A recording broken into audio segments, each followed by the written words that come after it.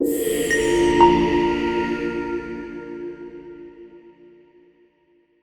Morning friends. मेरा नाम doctor Mohit Khirwat है। I am a nephrologist and today I am going to speak to you about a very important topic and that is anaemia in chronic kidney disease. पहली बात तो ये है कि chronic kidney disease में एनीमिया होता क्यों है। तो इसका आंसर सिंपली पुट तो ये है कि एक किडनी जो एक हार्मोन प्रोड्यूस करती है और उस हार्मोन का नाम है एरिथ्रोपोएटिन। जैसे पैंक्रियाज इंसुलिन बनाती है तो वैसे किडनी एक हार्मोन प्रोड्यूस करती है एरिथ्रोपोएटिन। ये एरिथ्रोपोएटिन बोन मैरो पे एक्ट करता है और वो हीमोग्लोबिन प्रोडक्शन प्रमोट करता है। जब किडनी खराब होती है या किसी पेशेंट को क्रॉनिक किडनी डिजीज होती है तो बॉडी में ये एरिथ्रोपोएटिन प्रोडक्शन कम हो जाता है और उसके वजह से जो एक सिग्नल बोन मैरो को मिलना चाहिए हीमोग्लोबिन प्रोडक्शन के लिए वो नहीं होता। इस कारण पेशेंट एनीमिक हो जाते हैं। अक्सर ये देखा गया कि in severe stages of anaemia जो होती हैं उसमें कभी कभी पेशेंट बड़े लो हीमोग्लोबिन 5 हीमोग्लोबिन 6 हीमोग्लोबिन 4 हीमोग्लोबिन तक भी आते हैं and sometimes this may be the presenting complaint. मतलब पेशेंट आता है एनीमिया के साथ कि मेरा हीमोग्लोबिन बहुत कम है, मेरे को कारण क्या है, मेरे को प्रॉब्लम क्या है। और जब हम उसको इवैल्यूएट करते हैं कि एनीमिया का कारण क्या है, पता लगता है कि पेशेंट को क्रॉनिक किडनी डिजीज है। So anemia is a sign and a symptom both. Now, why it happens, I've already told you. It is because of erythropoietin production that goes down in the body because of the kidney not working. Anaemia के कई और बहुत सारे कारण हैं, जैसे iron की कमी। अक्सर जो हमारे क्रॉनिक किडनी पेशेंट्स होते हैं उनमें आयरन की भी आयरन की कमी होती है, जिसकी वजह से अगेन हीमोग्लोबिन प्रोडक्शन कम हो जाता है। सो ये एक मोस्ट कॉमन कॉज है एनीमिया का क्रॉनिक किडनी डिजीज में। इसके अलावा कभी कभी vitamin B12, vitamin folic acid, folic acid levels भी डाउन हो सकते हैं और उससे भी पेशेंट्स एनीमिक हो सकते हैं। कभी कभी patients simply because of malnourishment they are malnourished and there also results in anemia. So like I said, anaemia के बहुत सारे कारण होते हैं। there may be iron deficiency, there may be deficiency of vitamin B12, deficiency of folic acid levels. Anemia may happen simply because of the erythropoietin production that goes down. इसके अलावा एक बहुत और इम्पॉर्टेंट फैक्टर है, वो है blood loss. Now blood loss किसी chronic kidney disease patients में क्यों होगा? अक्सर डायलिसिस पेशेंट्स में there is a small amount of blood loss that happens during each treatment, but that is not very significant because हम treat भी करते हैं एनीमिया को। सो देयरफॉर अगर एक पेशेंट अच्छे से डायलाइज है तो usually he should not become anaemic.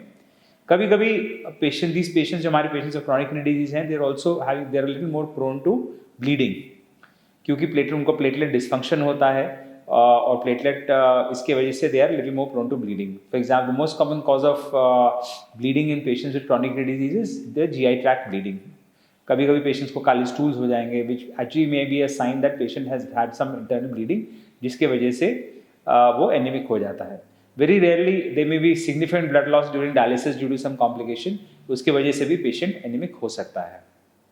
So these are the common causes of anemia. One is, like I said, iron deficiency, vitamin B12 and folic acid deficiency, reduction in erythropoietin production, and like I said, blood loss during any process such as dialysis or blood loss simply because of bleeding anywhere in the body.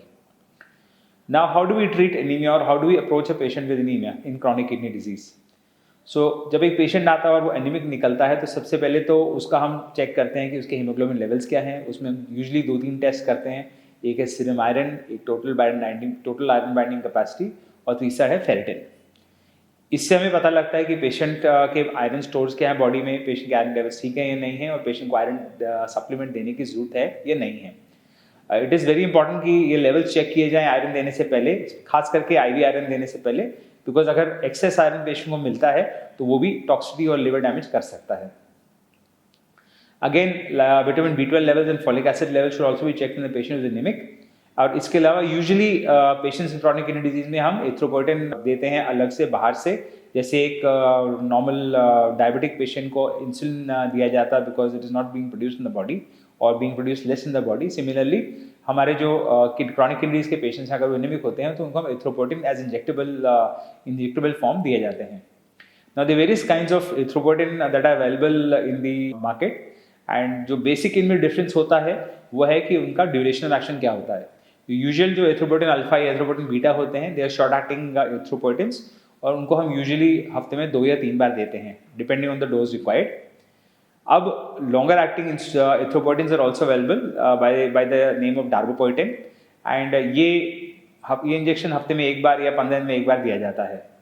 इसके अलावा जो एक और injection है जो जिसे हम CERA कहते हैं, it is available by the brand name of Mircera, उसको हम महीने में एक बार भी दे सकते हैं, 15 दिन से महीने में एक बार भी दे सकते हैं।